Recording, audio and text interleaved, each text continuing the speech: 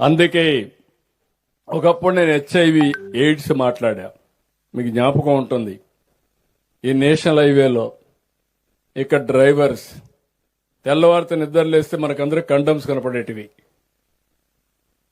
అది ఎంత ప్రమాదంగా తయారైందంటే 30 ఏళ్లకు మునుపు ఎక్కడ చూసినా హైయెస్ట్ ఎయిడ్స్ ఆంధ్రప్రదేశ్లో ఉండేది. ఫస్ట్ టైం నేను మాట్లాడాను, ఆ రోజు చెప్పా మీ అందరికీ, బ్రేక్ సైలెన్స్, నిశ్శబ్దాన్ని విడనాడండి, టాక్ అబౌట్ ఎయిడ్స్, మీ పిల్లలతో కూడా చెప్పండి, లేకపోతే ఈ జాతి మిగలదని చెప్పా. అసెంబ్లీలో నాకు ఇప్పుడు కూడా జ్ఞాపకం, అసెంబ్లీ మొత్తం డెకరేట్ చేశా ఈ కండములు పెట్టి, ఎందుకంటే అవేర్నెస్ రావడానికి. ఈ రోజు నేను గర్వంగా చెప్పగలుగుతున్నా, ఆ రోజు చేసిన పని ఈ రోజు చాలా వరకు కంట్రోల్ అయింది. 2030 నాటికి భారతదేశంలో ఎయిడ్స్ లేని రాష్ట్రంగా ఆంధ్రప్రదేశ్ రాష్ట్రం తయారవుతుంది. ఒక